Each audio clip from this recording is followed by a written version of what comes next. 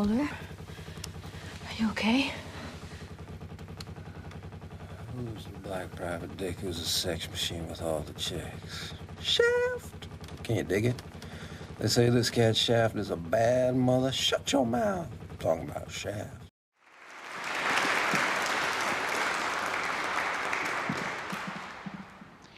Well, thank you, Richard.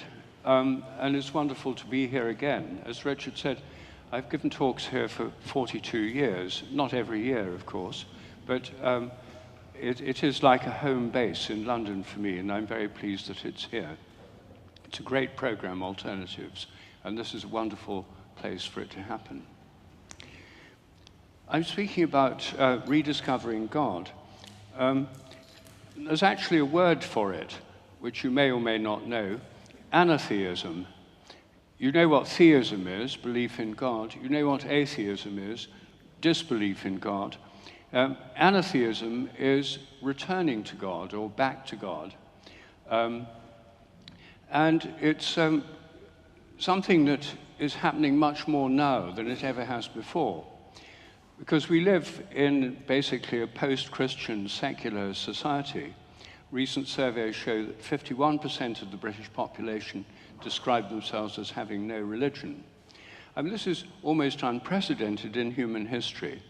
As the philosopher Charles Taylor said, in the year 1500, no one in Europe would have been an atheist. It was simply impossible, not because people were simply oppressed or forced to believe in God, but simply you couldn't conceive of a world without God and a world in which nature was not permeated by the divine spirit. It was just an inconceivable thought, except perhaps for a tiny number of people.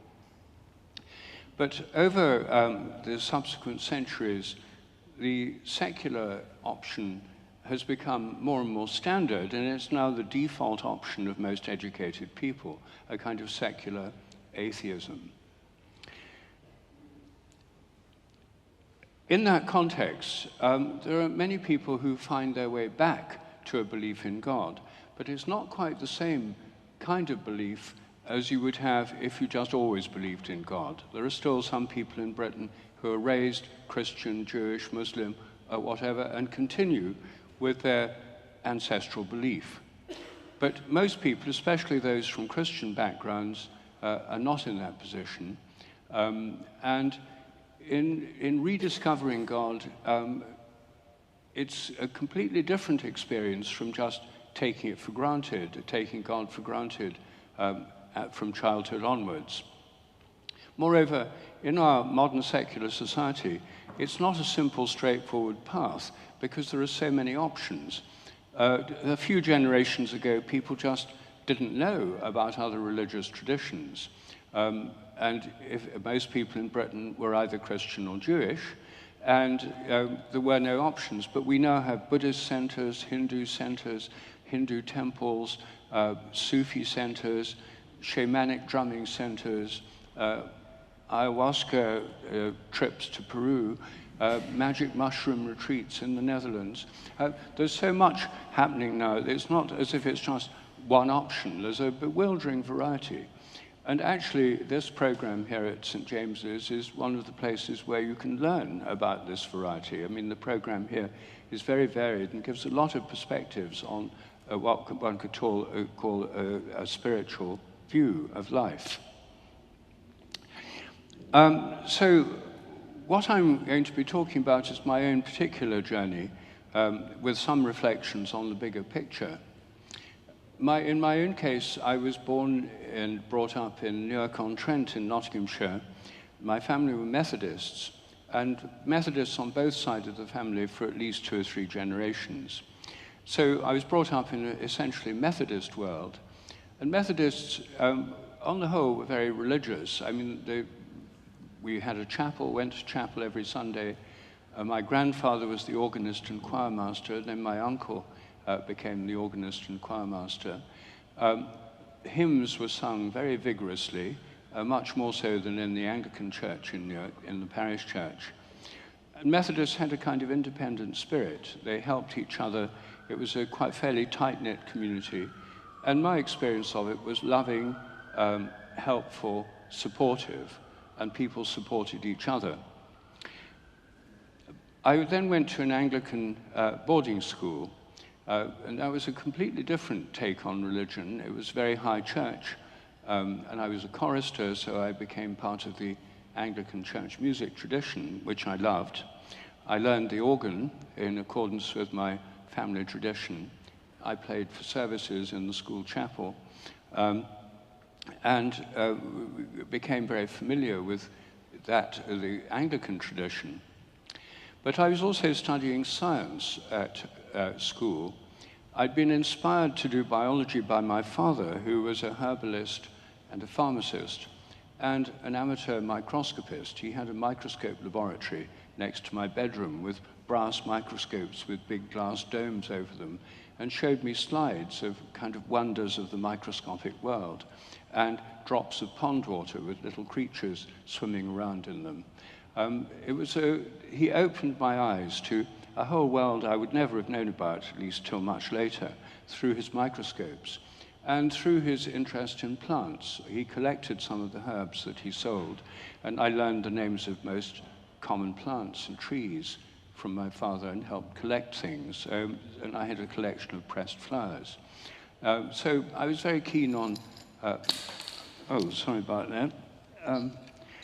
I was very keen on plants and also animals. I kept lots and lots of pets. I had rabbits, guinea pigs, mice, hamsters. We had a dog, goldfish, a budgerigar. I kept a jackdaw. I had pigeons where I tested out their homing abilities by taking them on my bicycle miles from home and then releasing them and cycling home. They always got back before me. So I was really keen on biology, and I loved animals and plants. So I did biology at school. And as I studied science more, I soon realized that for my science teachers, the world of science was not an enchanted world at all. It was a world of a mechanical nature, of unconscious matter. There was no God in science. There were no spirits. There were no angels. There were no nature spirits. Animals were just machines.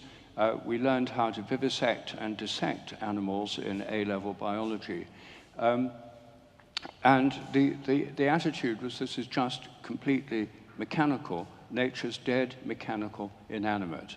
The mechanistic materialist theory. It was completely taken for granted. People didn't spell it out explicitly, but I absorbed it. And I realized if this is true, then religion, at best, is just a kind of personal belief system, and as a personal belief, it must be located inside your brain, since the mind's nothing but the activity of the brain. And moreover, choosing to believe it was not a real choice, because we don't have free will. It was just the way we've been indoctrinated.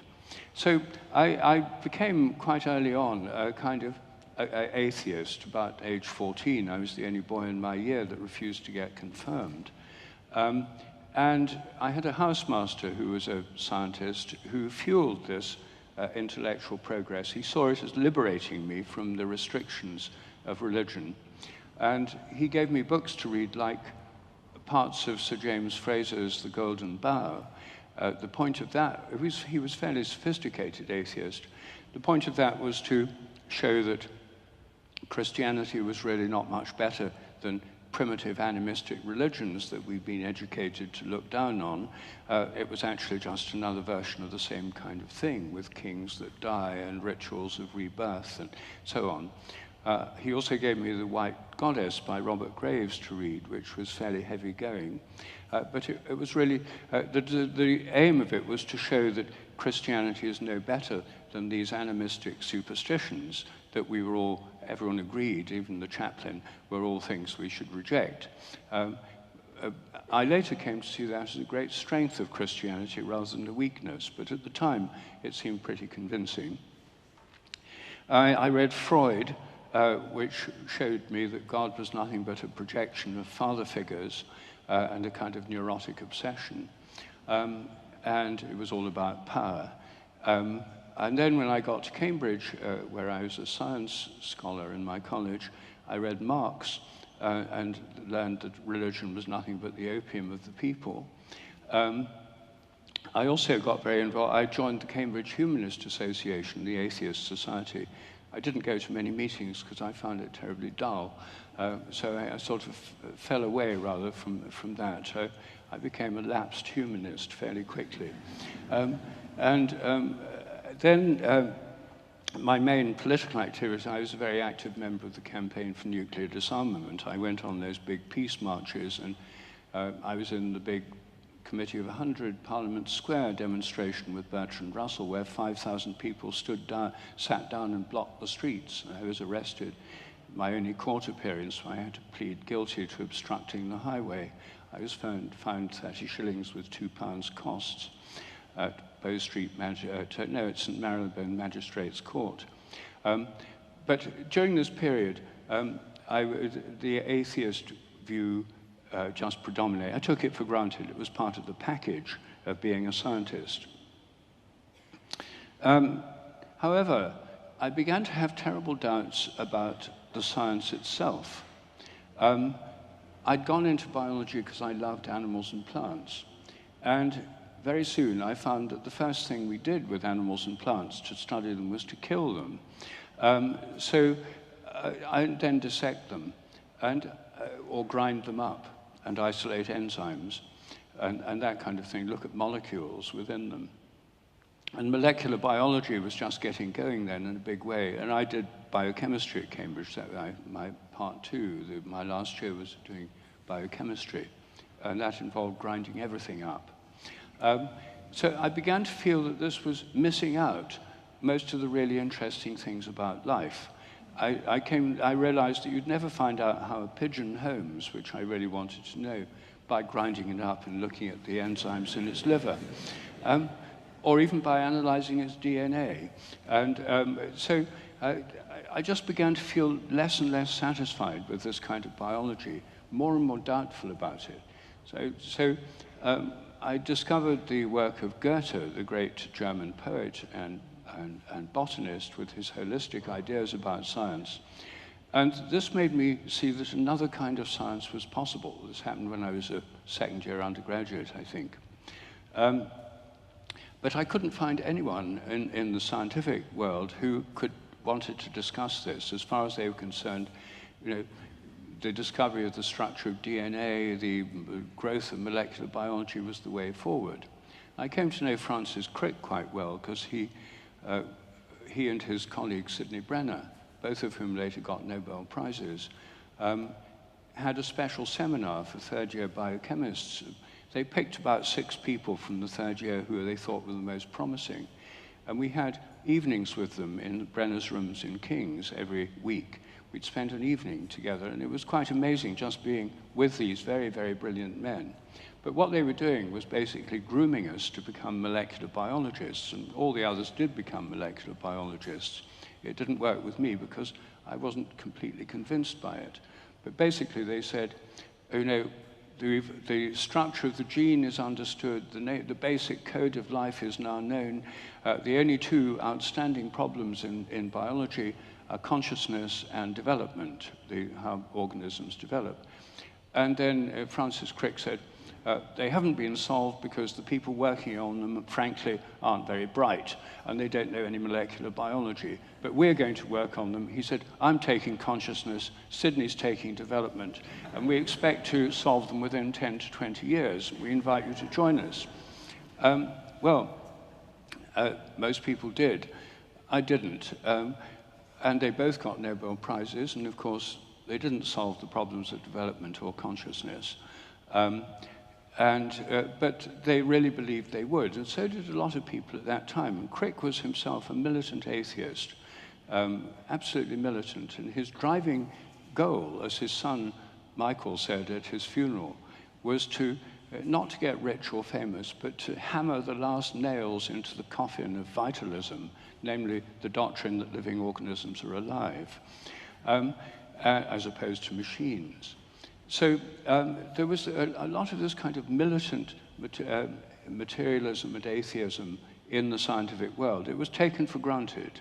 It was just assumed that that's your attitude, that's what you'd be. And there were a few people who were Christians, but they kept it quiet and just didn't want to bear the brunt of the attacks that would come their way. Anyway, I became more and more doubtful about this approach. And then I got a double first, and everyone assumed I'd go on to do research. But I then thought, well, do I really want to do this? Do I want to spend my life doing research on molecules and reducing life to molecular machinery? So I had a real crisis in my third year, not knowing what would happen. And then I saw this advertisement for a scholarship every year from Cambridge to Harvard, a year in the graduate school, and I applied for it, and I got it. It was called a Frank Knox Fellowship. And I spent a year at Harvard doing history and philosophy of science because I wanted to step back and look at the bigger picture. This was in 1963 that I went to Harvard. Thomas Kuhn's book, The Structure of Scientific Revolutions, came out in 1962. And it was all the rage among historians of science at Harvard. It was incredibly exciting. Why it was exciting to me was that it showed that at any given time, science is dominated by a paradigm or a model of reality. And in a scientific revolution, a new model comes in. Before that, everything that doesn't fit is rejected, ignored, dismissed. People work within what he called normal science, doing standard kind of thing within the permitted framework. But anything outside it can't be admitted. And I was quite sure a lot of things were being kept out of this mechanistic framework. And it was encouraging to me because it looked as if there could be an alternative, a newer view. And the kind of view I wanted was a more holistic view of nature alive, organisms really organisms rather than machines, and a much greater understanding of consciousness. Anyway, at Harvard, I did help me enormously in getting this bigger picture. And I went back to Cambridge and I did a PhD in plant development. I worked on plants because I didn't want to spend my career killing animals and guillotining rats and things, which is what you had to do if you were working on animal enzymes. And I really enjoyed working on plants. But I still wanted to find a way of working more holistically. And I came across a group called the Epiphany of Philosophers in Cambridge, which was a rather eccentric group of people. It consisted of several philosophers, the professor of philosophy of science, Richard Braithwaite, a fellow of King's, Professor Dorothy Emmett, who was professor at Manchester of philosophy, who'd studied with Alfred North Whitehead, Margaret Masterman, who was Richard Braithwaite's wife and a pioneer of artificial intelligence. Some of the very first steps to artificial intelligence were done in her Cambridge Language Research Laboratory. There was a couple of quantum physicists. There were several hippies. There were people doing Tai Chi. There were a few mystical monks, both Christian and Indian. And this group used to meet. We had week-long retreats 4 times a year in a windmill in Norfolk at Burnham Overy Staithe on the North Norfolk coast. We lived as a community. And every morning we had seminars where people would present ideas, and it didn't matter how outrageous the idea. You could present anything you liked, but you had to be able to defend it. So we were talking about alternative medicine, parapsychology, quantum non-locality, Eastern philosophy. But they were very hard-hitting, these seminars. People were quite often reduced to tears. No nonsense was tolerated, but there was a tremendous broad scope. I found this an immensely stimulating environment. And Margaret Masterman was a Christian mystic. And they introduced me to the Christian mystical tradition. And this group had a magazine, a journal called Theoria to Theory. Theoria is the Greek word for mystical intuition or experience. Theory, as in scientific theory, and to, And the idea was to find a bridge between mystical intuition and theory, philosophy and science. Margaret Masterman took the view that the conflict between science and religion, insofar as science denied mystical experience, meant there must be something wrong with science. Now, almost everybody else who dealt with the conflicts between science and religion thought there must be something wrong with religion.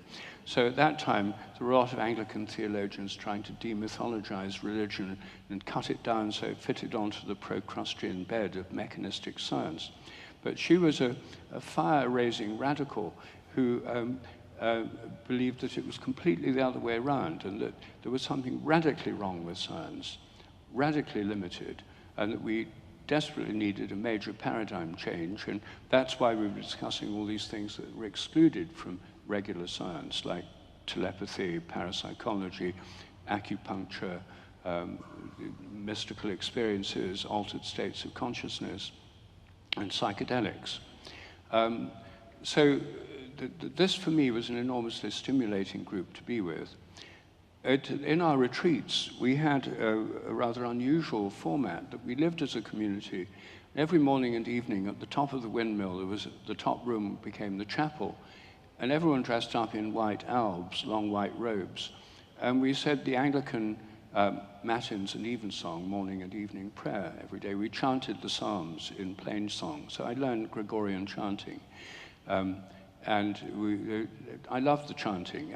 At that stage, was still an atheist, so I didn't really go along with the sort of religious part of it, but I enjoyed the community, the chanting.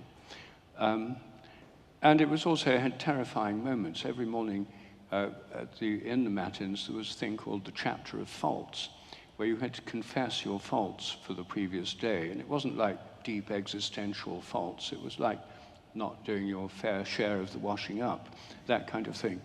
And at the end of your confession, you had to kneel and confess to the group. At the end of the confession, you had to say, if anyone has anything to remind me of, I'd be grateful to be told. And I dreaded that bit, because Margaret Masterman was never slow in reminding people of faults. She was a formidable woman and quite terrifying at times. And so the chapter of faults often went on quite a long time.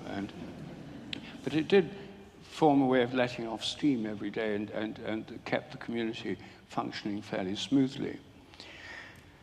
Anyway, this period at Cambridge was for me very encouraging, because I was thinking about new ways of doing biology, how biology could be done more holistically. And I got interested in the idea of morphogenetic fields, form-shaping fields, kind of top-down causation as opposed to bottom-up causation. I was really grappling with how plants grow, why leaves are shaped like leaves, why flowers petals have the shape they do, and so on. All the genes in every cell of the plant are the same, and yet the petals are different from the sepals, and they're different from the stamen, and they're different from the roots and the shoots, and the different tissues of the leaves, and so on. So when thinking about this, the idea of organizing fields was already established in biology, a more holistic tradition of biology, but no one knew how they could be inherited. And at this stage, I was reading philosophy by particularly the philosopher Henri Bergson, the French philosopher, his book Matter and Memory, which gave the idea of memory being transmitted directly across time, not having to be carried in molecules or material structures, a kind of causal influence that could leap across time. And I realized that if that happened in biology, it could lead to a completely new interpretation of inheritance. And that led to the idea of morphic resonance, the idea of similar things influence subsequent similar things in self-organizing systems across time and space. So this idea came to me in a flash around 1973. I was a fellow of Clare College at that stage and director of studies in cell biology. And this idea obviously was way off the map of what was going on in the biochemistry department where I was working. And I was terribly excited for several days. I mean, the whole world was suddenly looking completely different. Ideas were just pouring in. So I tried to communicate some of this excitement to my colleagues in the biochemistry department. Went over like a lead balloon. I did better on High Table at Clare, where some of the philosophers and historians were open to talking about this, and in fact were enormously helpful. But it became clear to me that I couldn't go on doing biochemistry and pursue these ideas. So I resigned my fellowship in 1974, and I took a job in a agricultural research institute in India. The reason I did that was because earlier in 1968, soon after I'd been elected to a research fellowship at Clare College, I was very interested in tropical plants and tropical biology. I'd been enthused by a professor of botany at Cambridge when I was studying botany, called E.J.H. Corner, C-O-R-N-E-R, who had spent many years working in Malaya and had worked at the Singapore Botanic Garden. In fact, during the Japanese occupation, he was interned in the Singapore Botanic Garden, which for him proved to be a godsend. The occupying Japanese officer was a keen botanist, and so was quite happy for Corner to spend the whole of the war interned in the herbarium and in the Botanic Garden, which enormously deepened his understanding of tropical plants. And he used to say that you can't really understand biology unless you've lived and worked in the tropics, because there's such a greater diversity, hundreds of species per acre, whereas here in Britain, of trees, here in Britain you might have 5 species in an acre of woodland, but as Corner pointed out, the diversity is huge in the tropics, and as you go north and south, it gets less and less and less until when you get to really northern or southern latitudes, there's just a very few species. So anyway, I got this Royal Society Travelling Award to go and work in the botany department at the University of Malaya in 1968. And the Royal Society gave me one of those old-style airline tickets that I discovered you could change at will. So I changed it. Instead of going straight to Kuala Lumpur, I changed it. I got off at Delhi, planning to spend a few days, say, sampling India, just seeing what India was like. And I was bowled over by India. In Delhi, I ran into the only person I knew in India was a research student, a friend of mine from Cambridge, doing anthropology research. And we just bumped into each other in Delhi by chance. He was just there for a few days. It was remarkable. And he said, look, I'm just going back to my village in the Himalayan foothills. Would you like to come? So I said, wow, yes. And I'd been in India 2 or 3 days. And he said, well, we have to take a train, an overnight train to Pathankot. Then we have to get a bus. Then we have to change to another bus. And then we have to walk about 4 hours to get to the village. I said, well, that sounds all right. So off we went. And when we got to the village, he'd been there 2 years. He spoke the local language, Pahari, which is a bit like Hindi. He was living in the family of a Ved, a herbal doctor. There was no electricity, no radio, no television. He told them I was his cousin, so they accepted me as a member of the family. We were living in this herbal doctor's house. It was very simple. They were quite poor, the people, but a wonderful atmosphere. And the holy fire. The wife of the doctor was cooking things. At one stage, I had some waste paper in my pocket, and I was just about to throw it on the fire. And he said, "No, for heaven's sake, don't. This is the holy fire. It's the center of the house. You can't just defile it by throwing rubbish on it." I soon learned there are rules, and it was quite unlike anything I'd expected. I was completely enchanted by this rural Indian life, pre-television and pre-electricity. It was life as it had gone on for centuries. One day we were taking a walk along a valley. It was a fast-flowing mountain stream. And there was a cliff by the valley, and there was a cave. And in it was this orange-clad figure who shouted out to him, who knew him, my friend Johnny. He said, "Johnny's out." He said, "Oh, let's go and talk to the sadhu, the local holy man." So I said, "Okay." So we went and sat with the sadhu in his cave. He then produced a small clay contraption, which he called a chillum, and started putting things in it and smoking it, and asked if I'd like to try it. I didn't know what it was. I thought it might be cannabis, but I wasn't quite sure. I'd never had cannabis before. And anyway, he showed me how to smoke it with a bit of dirty cloth wrapped around the bottom, and you just suck it. So I had a few puffs on this thing, and I had the most extraordinary experience. My mind opened up. The mountains, the snow-capped Himalayas became supremely beautiful. The grass seemed vastly greener than ever. I felt the presence of God. I felt this divine presence. I felt he invoked Shiva before he took it. He said, "This is Shiva's holy plant." And for me, it was a completely transformative experience. Suddenly, the world looked totally different.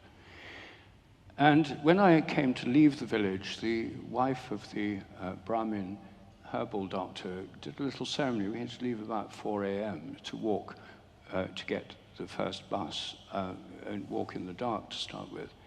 And she gave me, put kumkum on my forehead and gave me a blessing and sprinkled holy water on me and said that this was a blessing that I would return to India, where it came true 6 years later. But for me, this was a tremendous opening, and I couldn't leave India straight away, so I managed to extend my ticket for another 2 months. So I then traveled through Benares, Varanasi, and visiting temples. And I found I could, by giving lectures at botany departments around India, from one professor to another, I got introductions. I got put up free at Benares, Calcutta, Madurai, Madras, at a whole range of universities. It just blew my mind. In Benares, for example, I was taken around by a graduate student delegated to show me around. We went into a temple that was absolutely full of rats. And I said, "Why are there so many rats in this temple?" He said, "Because it is a rat temple." And I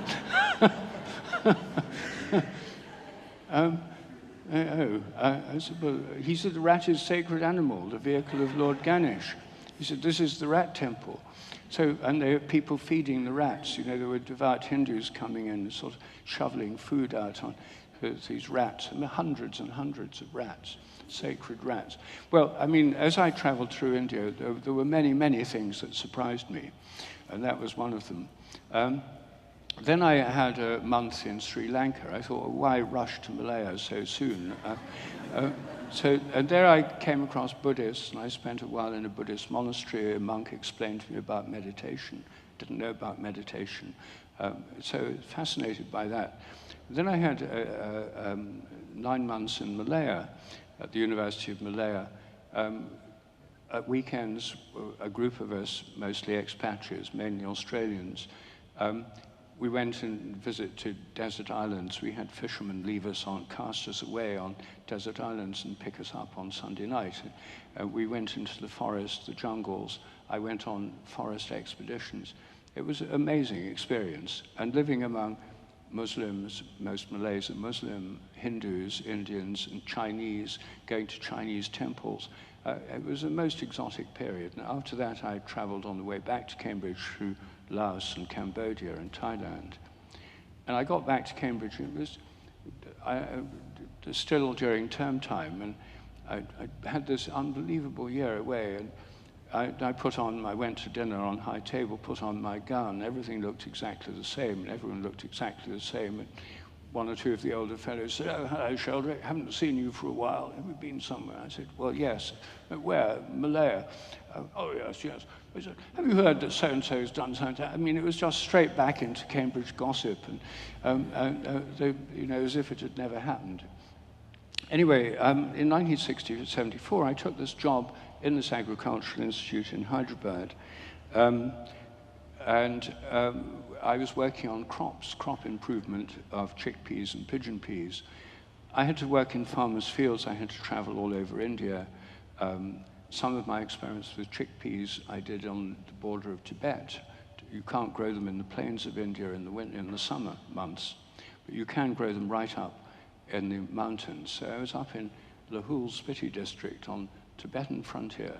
It was closed to foreigners at the time, but I could go there because it was a special project. Living with a Tibetan family in their house, a polyandrous household, one wife, 6 husbands. That's the system there. The land goes through women, and they don't want to split it up. So one woman inherits all the land of the family, and then she has to marry to have men to work the land, and the more the better. So they marry a whole clutch of brothers as a package deal. She got 6 brothers as her husbands, and I asked discreetly whether they took it in turns and so on. Apparently, more or less, yes.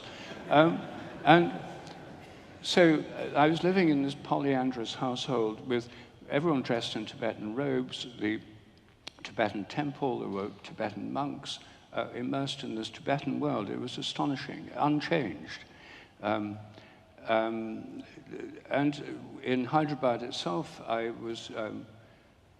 didn't want to live in a suburban-style home like most of my expatriate colleagues.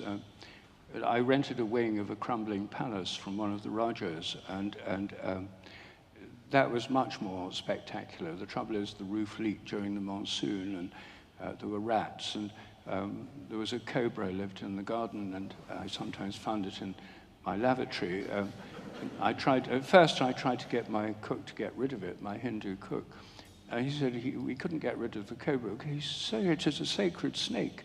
Cobra is Nag, and Nag is, we have Nag Puja next week. And they invited me, all the servants and the Raja went to the cobra's nest in a termite hill in the garden. They knew where it was.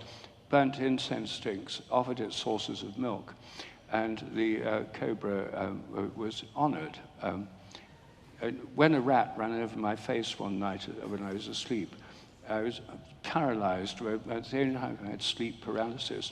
I asked my cook to get rid of it. And when I went to work the next day, and when I got back, he'd caught it in one of those live traps, a kind of cage with the live rat in.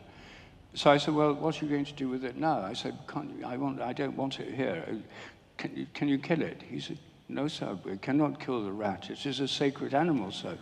It's a vehicle of Ganesh. So I knew that already. So I realized I'd made a terrible mistake. So I said, well, can you just take it away? And he said, yes, sir. So he put it on his bicycle and pedaled off and came back after a while. And he said, I've taken it 2 miles away, sir. I said, very good. Well, so after that, I noticed as I went round Hyderabad, all over Hyderabad, there were people on bicycles with rats in these traps at the back, taking them somewhere else. So the total number of rats remained the same. They were just redistributed.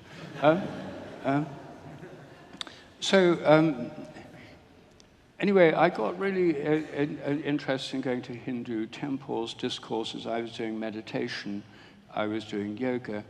At Cambridge, after my Malayan trip, I encountered LSD for the first time in 1971, which had had a huge effect on me in terms of opening my view of consciousness. In my case, it was all too true that cannabis proved to be a gateway drug to psychedelics. This experience made me very interested in exploring consciousness without drugs. So I learned transcendental meditation and took up yoga, and I continued that in India. I became very friendly with a Muslim family, and the grandfather of my friend was a Sufi saint. So I got to know this Sufi saint who became very friendly with. And I used to go, he was a poet, and I loved visiting him because he'd sit there in his wonderful brocade shivani, running his hands through bowls of jasmine flowers. And I wasn't used to this. I thought religious people ought to be austere. But the lesson I learned from him was that no, all these pleasures are a gift from God. And and he had wonderful perfumes. He had beautiful clothes. He had lovely poetry. He'd recite to me, translate it from the Urdu. And he taught me a form of Sufi meditation. So for a year or so, I did a wazifa, which is like a Sufi mantra, and had this Sufi teacher.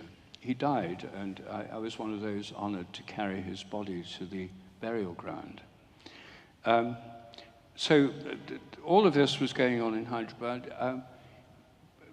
And I went to see a Hindu guru at an ashram and asked his spiritual advice. And he said, rather unexpectedly, well, you come from a Christian family, from a Christian country. He said, all religions are paths to God. He said, you should take a Christian path. I thought, oh, that's a new idea. It hadn't occurred to me.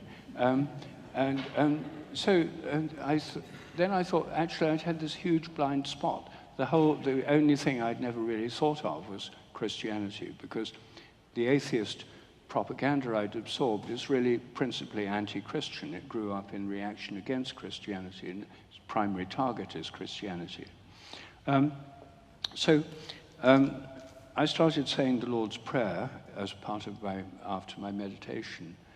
And then I started going to the local Anglican church, St. John's, Secunderabad, built by Royal Engineers in the colonial period.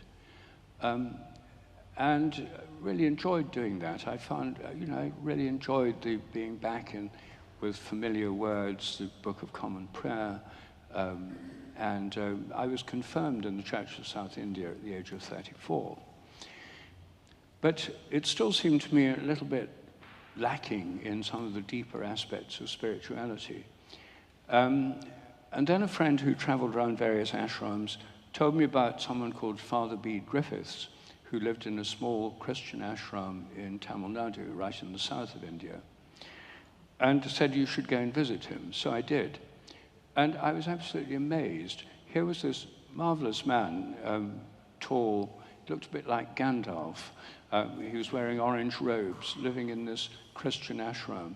He'd been at Oxford. He was taught by C.S. Lewis. He became a great friend of C.S. Lewis's, who'd been a monk, a Benedictine monk in England, but had spent 25 years in India, integrating the Christian and the Hindu tradition. He was extremely well versed in the Upanishads, the Hindu mystical tradition. In the ashram, there's 2 hours meditation a day, an hour in the morning, an hour in the evening. I used to sit on the bank of the sacred river Cauvery to do my meditation. It was yoga.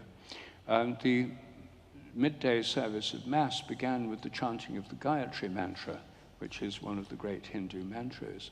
And I said to Father Bede, how can you chant the Gayatri mantra in a Catholic ashram? And he said, precisely because it's Catholic. He said, Catholic means universal, and anything that excludes a path to truth is merely a sect.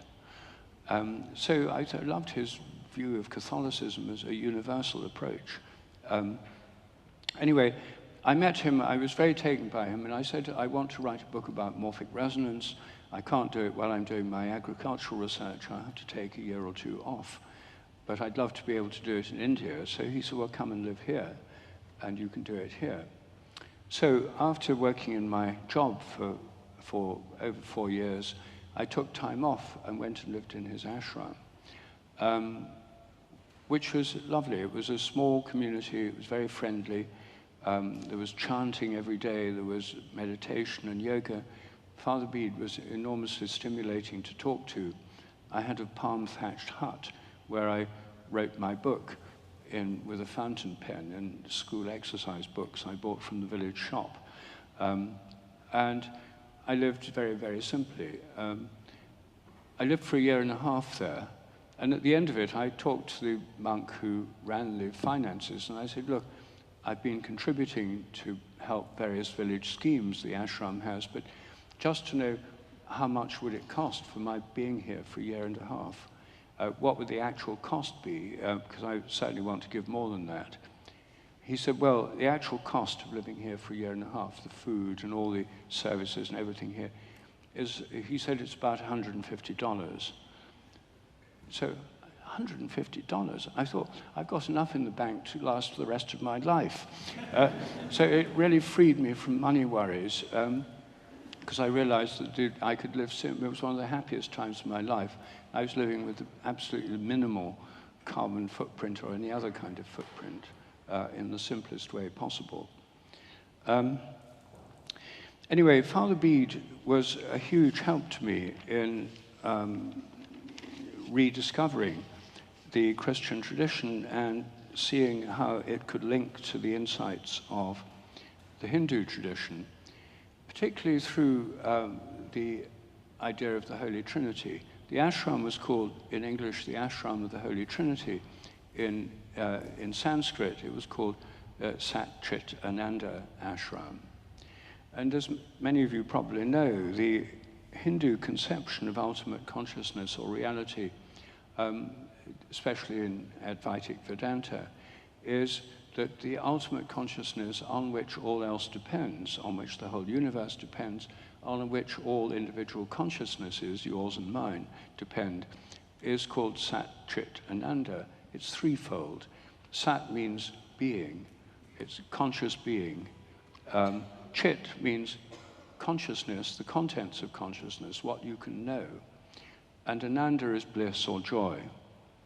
So the idea is the ultimate consciousness is the knower and also the known, because both have to be part of consciousness, knower and known. It's not an undifferentiated blob, as it were. There's a structure within ultimate consciousness, and part of its very nature is bliss or joy, which is why mystical experiences of connection with the divine are usually supremely joyful or blissful, because that's the divine conscious nature. And the Hindu view is that all forms of consciousness, including yours and mine, are part of that ultimate consciousness, a bit like sparks of the divine, or if you like, fractals. They don't use the word fractal, but like fractal derivatives.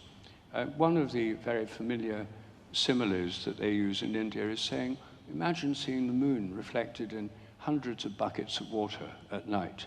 Every bucket looks as if it's got a separate moon in it, but it's the same moon, just reflected in all these different buckets, in each one set differently. And so our consciousness is part of the divine consciousness. And that's why through meditation, through going to the ground of our own consciousness, we connect with the divine consciousness. That's why meditation is such an important part of Hindu and Buddhist practice, and indeed of Christian contemplative practice in monasteries and convents throughout the centuries. So there are many forms of this Trinity. I mean, another Hindu version is with the three main gods, Brahma, Vishnu, and Shiva. Brahma is the ultimate source or creator, the ground of all things. Vishnu is the God who preserves order and form, the preserver, keeps things in order and form.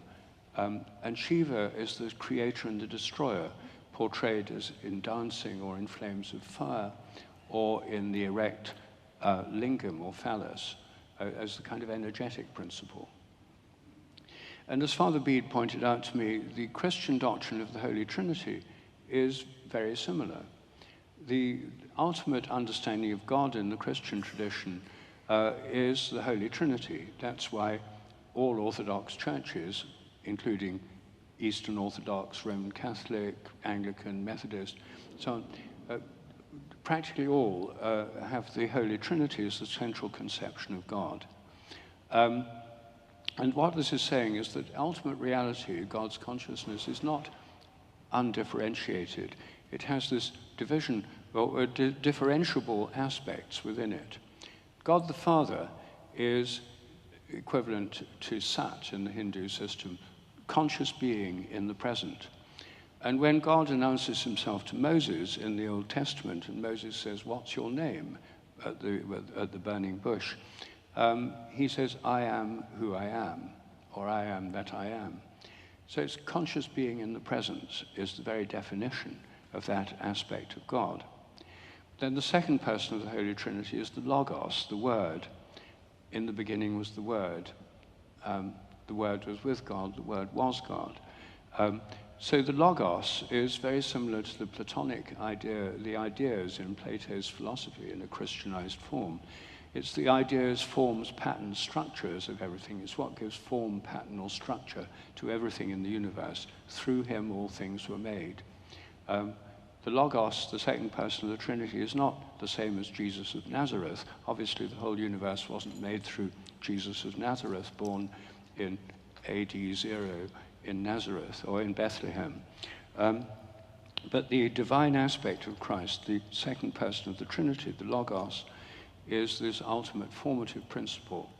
And then the Holy Spirit is the principle of movement, change, dynamism, and underlies all things through activity.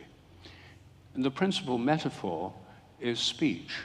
As it comes in spirit means breath or wind. And logos means word.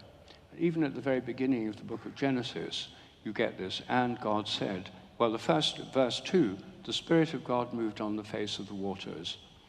The Spirit is wind. Wind moving on the face of the deep creates waves. So it's a kind of vibratory pattern of activity. And then at verse 3, and God said, let there be light. A word is a pattern, a form, a structure, a pattern of vibration. And in order to speak words, you have to have the flow of breath. Like when I'm speaking now, you wouldn't hear any of the words I'm speaking unless my breath was flowing out and carrying the words with it. If I had just the words in my mind, they'd be silent and they wouldn't manifest into the world. If I have just the breath, it has no structure, it's kind of white noise, and it doesn't have any form or pattern. But the two together make up the spoken word. So there has to be the speaker, the breath, and the logos. And this model that's the fundamental metaphor of the Holy Trinity, is, I think, a model for the whole of nature. If God is the source of all nature and the sustainer of all nature, I mean, the traditional Christian view is not that God made the universe in the first place like a machine, designed it like an engineer, fine-tuned the laws and constants, and then pressed the start button to give the Big Bang, and then stepped back, and the whole of nature then went on automatically just by itself. That's the kind of God that atheists like Richard Dawkins don't believe in, is that kind of God, and I don't believe in that kind of God either. The kind of God that traditional Christian theology believes in is that God sustains the entire universe the entire time and underlies everything that happens. So the ultimate source of all form in nature, the form of words, the structure of words, the form of our bodies, the forms of flowers, of crystals, of planets, of galaxies, the ultimate source of form is the logos, the formative principle. The ultimate source of energy is the spirit, and everything in nature is propelled by energy, and everything depends on energy for its actuality. Even the simplest atoms of matter are energetic vibrations, energy bound within fields, within the quantum fields of quantum fields theory, giving protons, neutrons, nuclei, electrons. These things are shaped by fields, which are part of quantum field theory, but they wouldn't have any reality without the energy that those fields bind.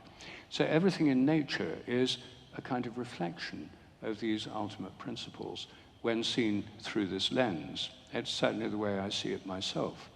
So as I now see it, I see God in nature and nature in God, rather than a remote God who's a kind of optional extra who made a machine universe and pressed the start button, and then all of it goes on automatically with dead unconscious matter, as in mechanistic science.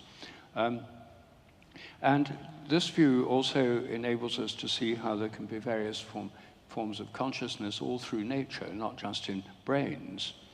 It's an interesting development in modern intellectual life that panpsychism, the idea of consciousness very widely distributed in nature, is now becoming very fashionable in the academic world. It's somewhat surprising that this is happening, but it is. And the reason it's happening is because mechanistic materialism has one very, very, very big problem. In fact, it's called the hard problem, which is that mechanistic materialism says the whole universe consists of unconscious matter, or unconscious physical reality, and there's nothing but unconscious matter. Then, of course, the problem arises that how come we're conscious? We ought not to be. And a number of eminent philosophers, immaterialist philosophers, have spent their entire careers trying to prove we're not conscious, and that it's only just neural activity, and to talk of consciousness is just a kind of folk superstition that will finally be got rid of when neuroscience has advanced far enough. There's also, of course, in that worldview, no free will. But, of course, it's self-contradictory. I mean, to try and persuade people that they've got no free will by reasoned argument on the basis of mechanistic science presupposes they're conscious, and also they have a freedom to choose your point of view. Other philosophers have taken a different line. They've said, well, consciousness is nothing but the activity of the brain, but the brain produces consciousness as a kind of illusion inside the head. But as their critics have pointed out, illusion is itself a mode of consciousness. So it doesn't explain consciousness, it presupposes it. And that's why it's called the hard problem. The very existence of consciousness is not explained by mechanistic science, even though you have to be conscious to do mechanistic science. It's presupposed by the very act of science itself. So what's happened is that some philosophers, notably Galen Strawson and Philip Goff here in Britain, and philosophers all over the world, in the recent decade or two have started saying, well, if you say there's just a tiny little bit of consciousness in an electron, a little bit more in an atom, a bit more in a molecule, then by the time you get to a brain, which is very complicated, then you can have full-scale consciousness. And it just emerges. It's different in degree, but not in kind. Now, they don't let this consciousness of the electron or proton make the slightest difference to physics. What they want is to say, well, we'll just say it's there, then it'll be business as usual within science. They're trying to solve the hard problem the easy way. The problem is that you don't need to stop at the human brain. I wrote a paper a couple of years ago called Is the Sun Conscious?, which is published in the Journal of Consciousness Studies, taking them at their word. If you think panpsychism means consciousness in all self-organized systems, then what about the sun? You can make good arguments for the sun being conscious. I try to do it in my paper, which you can read on my website. And if the sun's conscious, then what about the stars? And if the stars are conscious, then what about the whole galaxy? Could there be a galactic mind? And if the galaxy is conscious, what about the whole cosmos? And then we get back to a familiar view of the whole cosmic mind, what Dionysius, what Plato and the Neoplatonists and many of the Neoplatonist theologians of the Middle Ages believed that the whole universe has a soul or mind, the anima mundi, that God is reflected. The second person of the Trinity, the Logos, the cosmic Christ, is the incarnation of God in the whole universe, with this cosmic mind underlying all things. And this view is called panentheism, God in nature and nature in God. So,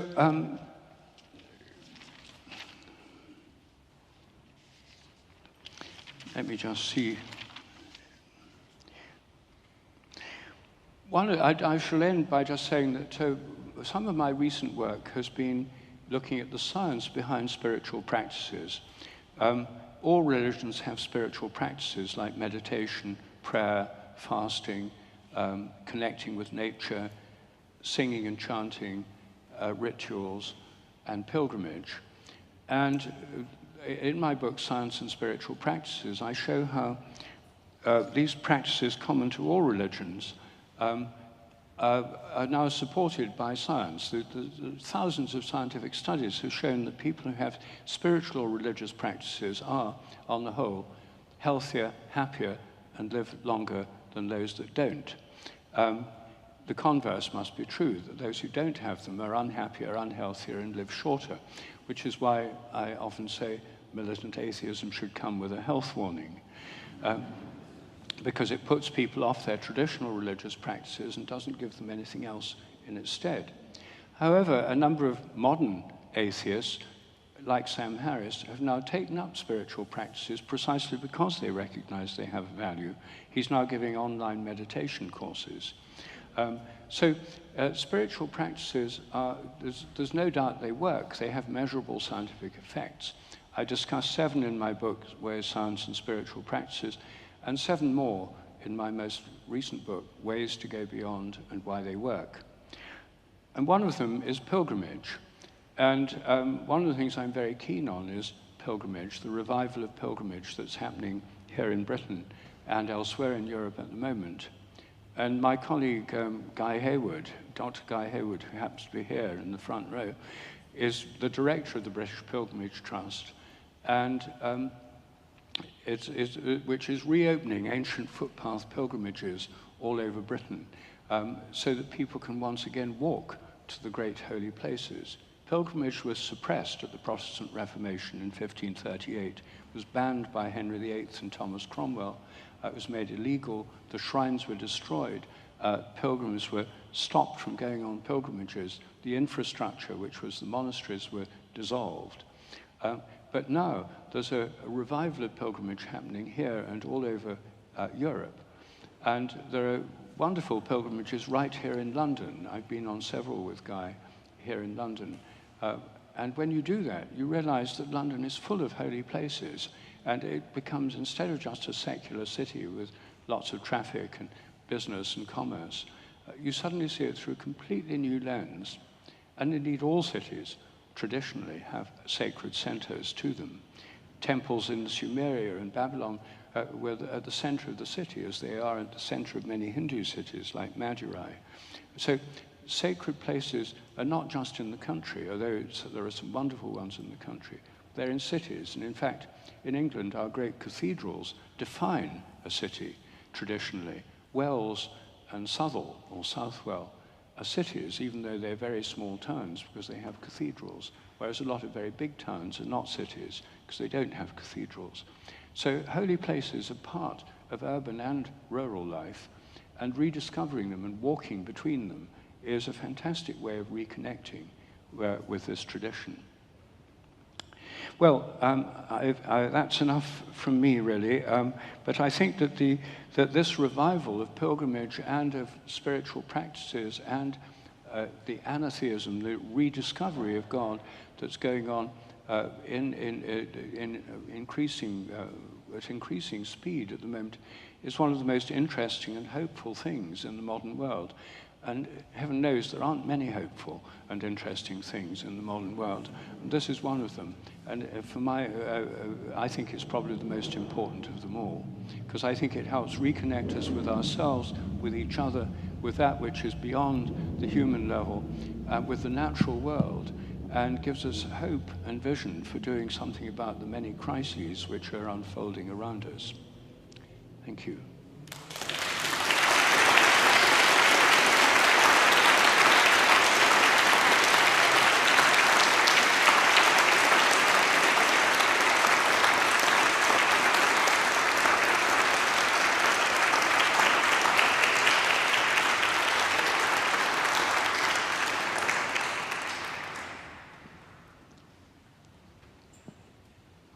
Hello, Rupert. Would you like to take some questions from the audience? Yes, yes. Could you find the people who are ask them? I don't want to choose the people. If you can find people who want to ask them and give them the Well, the microphone, first hand I see went up was this one. So Yeah. if you could kindly please put your hand up, and I'll try and get round to some of you. I can't take all of them, but I'll actually just come round and, let you ask questions. Thank you. Hello, Rupert. Thank you so much. You're a real gift to all of us. Really appreciate you sharing so much about your life. I come from the Sufi tradition, and like you, I have a connection with India, and I've been spending time with Buddhist monks in monasteries and Hindu monks in ashrams, and I've been actually doing the same kind of synthesis between the Islamic traditions and learning from, as you described yourself. I've seen the beauty across those different traditions. So today I'm a practicing Muslim, just as you are a practicing Christian, but I consider myself a perennialist in the sense of seeing the ability of all traditions to take us to the same ultimate destination. I was wondering if you would identify similarly, or do you look at perennialism differently? Thank you.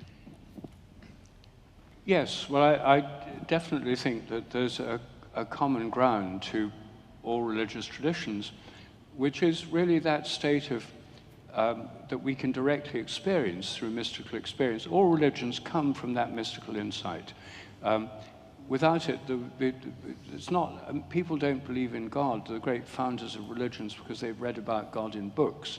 They believe because they've had a direct experience. And of course, the way we interpret that experience depends on our language and our culture and so on. But Father Bede used to say that it's as if there's this experience of being part of this thing vastly greater than ourselves and vastly beyond human conceptual thought. It's like the palm of the hand. And then the fingers of the hand are like the different religious traditions that come out of it and lead back into it. And each finger is different, and each religious tradition is different. Its language and its stories and its sacred writings and its rituals are different. But there's some way in which they point to something that they have in common. And sometimes this is called the perennial philosophy. But I think perennial philosophy is a bit misleading because it's not really a philosophy, which might imply something you read in books or study in seminar rooms. It's more a kind of experience that people share. And one of Father Bede's, he was my main teacher, which is why I keep referring to him. One of the things he found in interreligious dialogue was that if you try talking to people about the doctrines and the tradition and stuff, then you easily get bogged down in what's right and what's wrong. Even within each religion, there are people who quarrel with each other, Protestants, Catholics, Sunnis, Shias, and so on. What he found worked, and what I find really works too when I've done it, is not ask people what the theory is, but what they actually do. So like, how do you actually pray? How do you actually meditate? How do you go on pilgrimage and stuff? And then share the experience, and then it becomes a lot more in common emerges from that. So I take, although I'm a practicing Christian, I find myself at home in Hindu ashrams, most of the ones I've been to, among Sufis. I recently visited a Sufi group in Amman, Jordan. I spent several very happy days with this group of Sufis and found so much in common. So I've had this experience over and over again of the sense that we differ, but the ultimate thing that is most important is not different. How can it be? If there's an ultimate unity underlying all things, it can't be divided up into little bits or segments. The way we interpret it or speak about it can, but the ultimate unity by definition is an ultimate unity.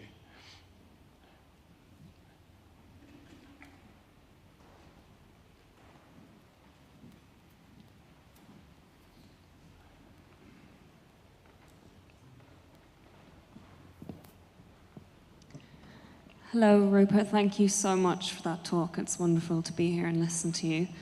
I have a question which I need to preface a bit by explaining where I'm coming from with it, which is that I was raised Catholic in Ireland, then swiftly bounced away from it as I got older and had similar realizations to you. And now I've just found myself in the world of shamanism in the Mongolian tradition. My teacher is a shaman from Mongolia. And what really struck me with that was the role of feminine energy in shamanism and animism generally. It's got a much more pronounced role that's equally celebrated as the role of masculine energy. And I wanted to get your thoughts on that within Christianity and the role of the feminine is there. I know there's the Virgin Mary, and I left all of this when I was quite young, so I'm similarly, maybe having a bit of anatheism going on as well. but yeah, it seemed to me that there was a big lack there with Catholicism. So yeah. Well, first of all, about shamanism, I think we have a lot to learn from shamanic traditions because they're often very much connected with the natural world, more so than mainstream religions, which have become a bit more disconnected from it.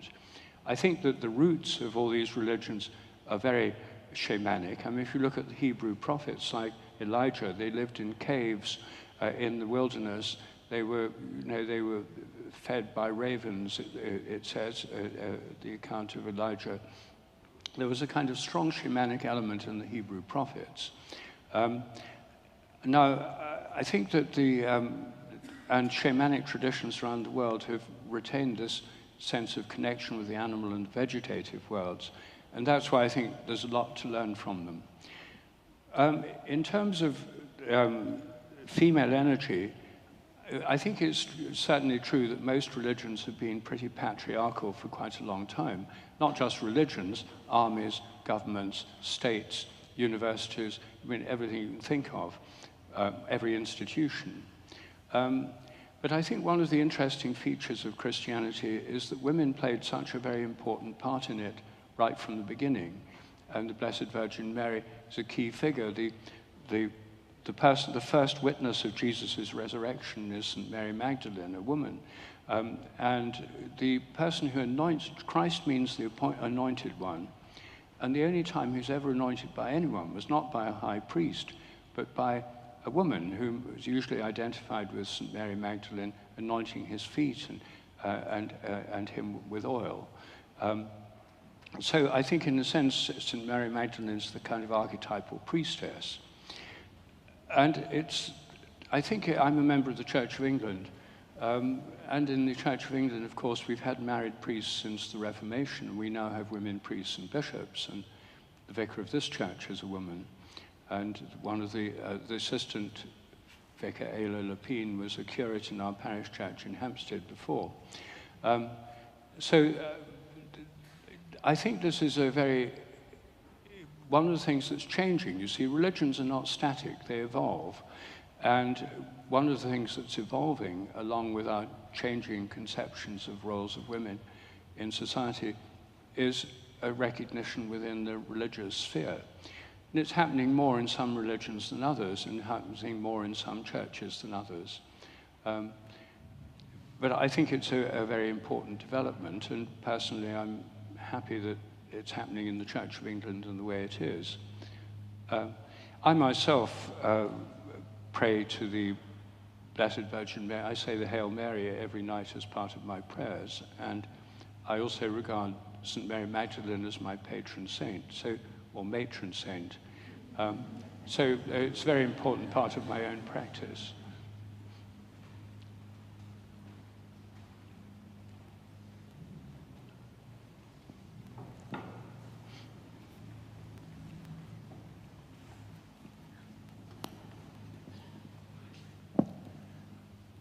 Rupert, I want to say how inspiring you are to me, so thank you very much for that.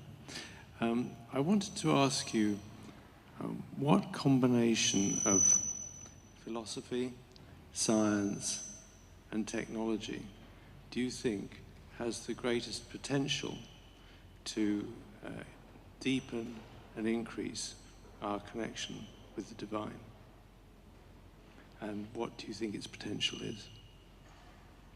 What connection of philosophy, technology, and science would help us most? Yeah. Well, I've written these 2 books on spiritual practices because I think there are several, a range of practices that can really help us. I think that sometimes you could say the technology of holy places, if you think of cathedrals, it's not exactly modern technology, it's medieval technology, but when you look at what they achieved in the Middle Ages with the great cathedrals like Lincoln or Canterbury or Wells or Salisbury, it's completely staggering. And there we have buildings designed to expand and open the mind, they're designed, they're not functional spaces just to fulfill the most basic functions of people meeting together. The height, the stained glass windows and stuff. We already have an example of a technology that's been deployed in the service of the divine. And so we do in sacred architecture in all traditions. I mean, the wonderful mosques and tombs in the Islamic world, and temples in the Hindu world, and you know, some of the great Buddhist statues and stupas and temples inspire us through beauty. I think one kind of possible technology or traditional use as well that can play a big part is psychedelics. Because I think for people who've been raised in the world of mechanistic materialism, as I was, who've been completely pervaded by that way of thinking, it may take a rather stronger shock to the system to get you out of it. And psychedelics have that role for a lot of young people, including me when I first took LSD, can be a kind of rite of passage into an expanded view of consciousness. And there are ways in which they can be used in a religious context. I mean, there are some people who, a small underground movement called Cathedrals on Cannabis, of people who visit cathedrals in altered states of consciousness and find it a most moving and powerful way of experiencing them. There's also psychedelic churches. I'm thinking particularly of Santo Daime, a Brazilian psychedelic church that emerged from the jungles of the Amazon when rubber tappers met shamans who took ayahuasca. In the 1930s it began. It now has branches all over the world. And it's a church which integrates Christianity with the psychedelic experience. And I think that's a most interesting evolutionary development. The ceremonies start with the Our Father and the Hail Mary. And they see Jesus as one of the guides through, and the angels as guides through this psychedelic realm. The psychedelic realm is a vast realm of imagination. I think it's, as it were, a more intense version of the dream world, which has limitless possibilities. And it's easy to get lost there. And some people can encounter malevolent spirits, and it can be dangerous.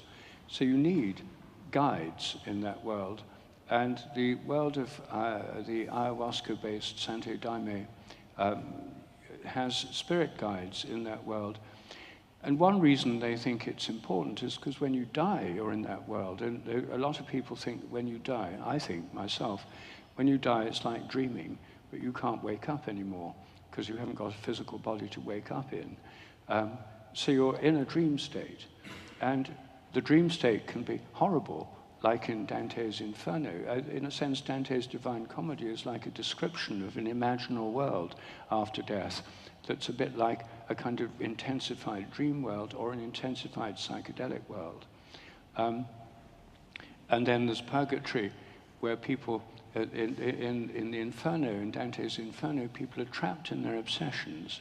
They just can't get out of their obsessive greed or their obsessive lust or whatever their obsessions are. They're trapped in them. In purgatory, they're able to move on, but gradually.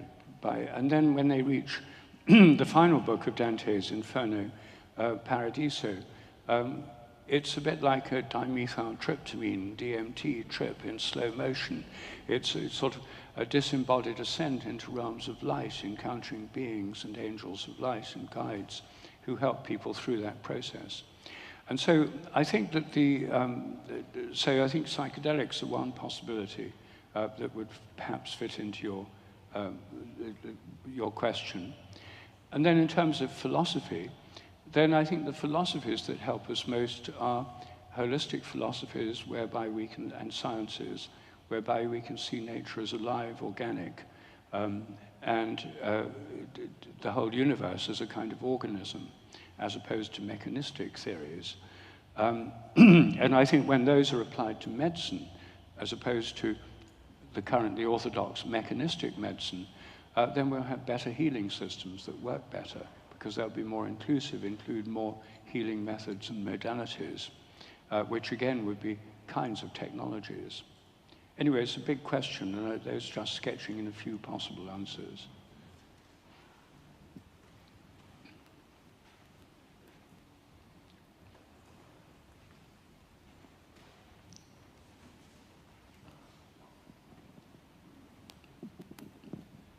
Thank you very much for your talk. This might provoke the shortest answer it's possible for one to give. Do you have any recollections of Krishnamurti, and did you meet David Bohm? The answer is yes and yes.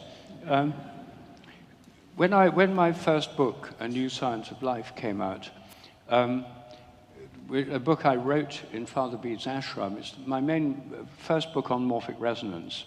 It's now available in a new, third, fully updated edition. When that book came out in 1981, I was invited by someone in London to meet Krishnamurti because he'd heard about my book and was very interested in it, because Krishnamurti, the Indian teacher, who was, for those of you who don't know about Jiddu Krishnamurti, he was promoted at first by the Theosophical Society, and then he broke away and became a teacher without any particular religious affiliation. And he often said, I'm not a guru. Actually, I think he was, but he said he wasn't. But he was a teacher, and many people followed him. And one of his doctrines was that if I undergo a transformation of consciousness, it makes it easier for everyone else to undergo it. He often said, I am humanity, that we're all connected. So he very much liked my idea of morphic resonance, where we're all connected through a collective consciousness and unconscious. And so we had a dialogue in Britain.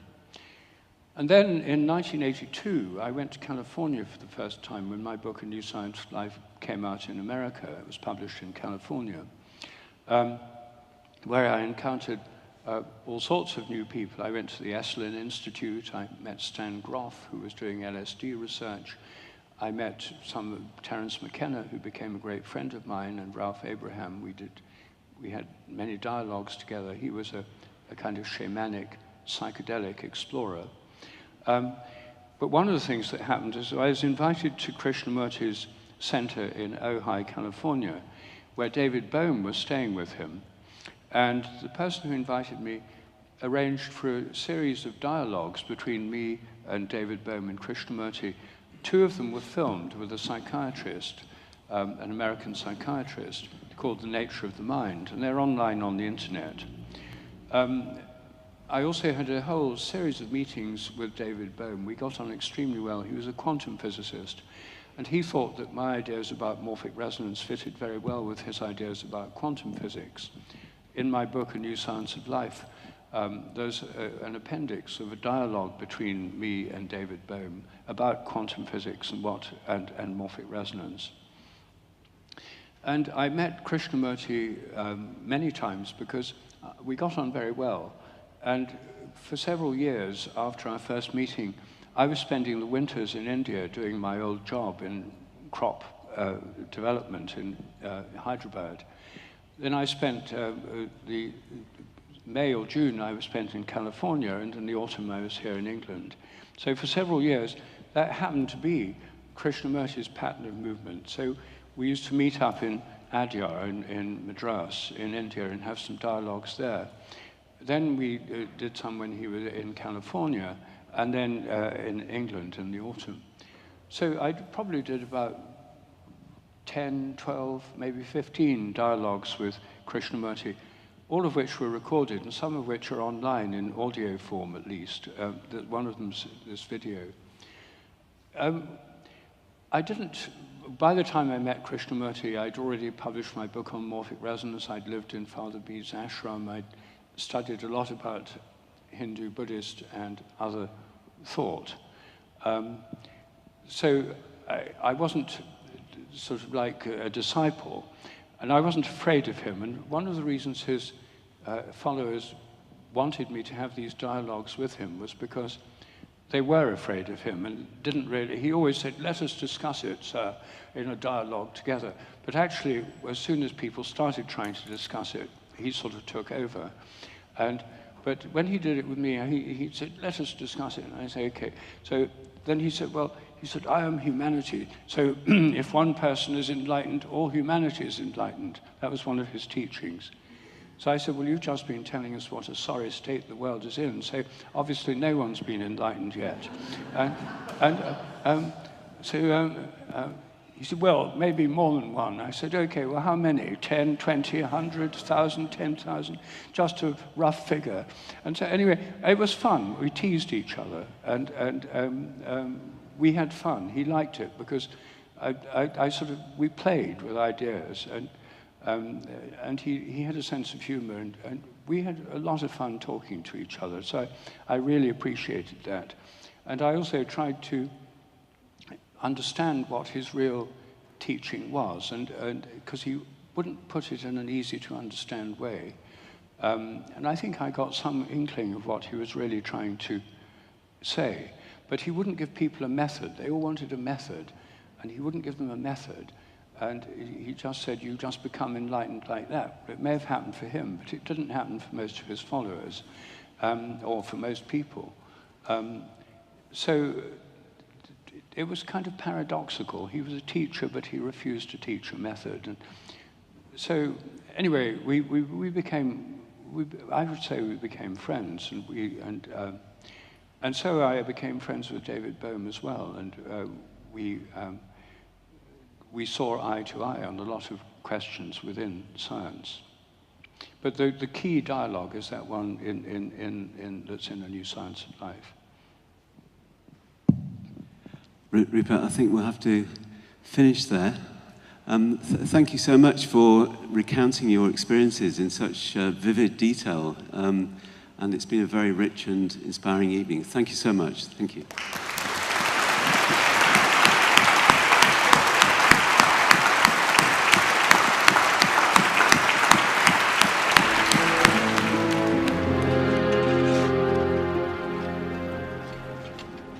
They said the birds refused to sing, and the thermometer fell suddenly, as if God himself had his breath stolen away.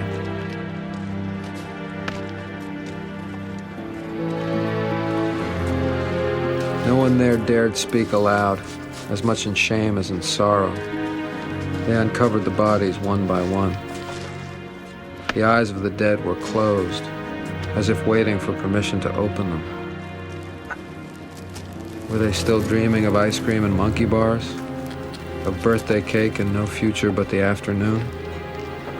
Or had their innocence been taken along with their lives, buried in the cold earth so long ago?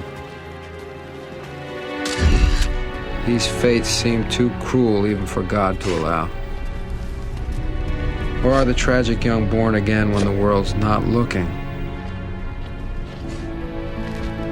I want to believe so badly in a truth beyond our own, hidden and obscured from all but the most sensitive eyes.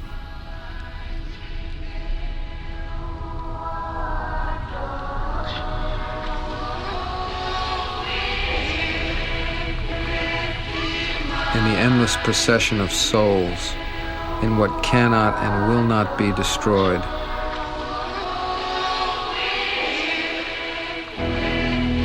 I want to believe we are unaware of God's eternal recompense and sadness, that we cannot see his truth,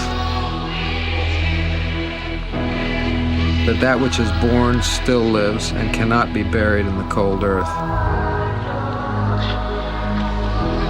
but only waits to be born again at God's behest, where in ancient starlight we lay in repose.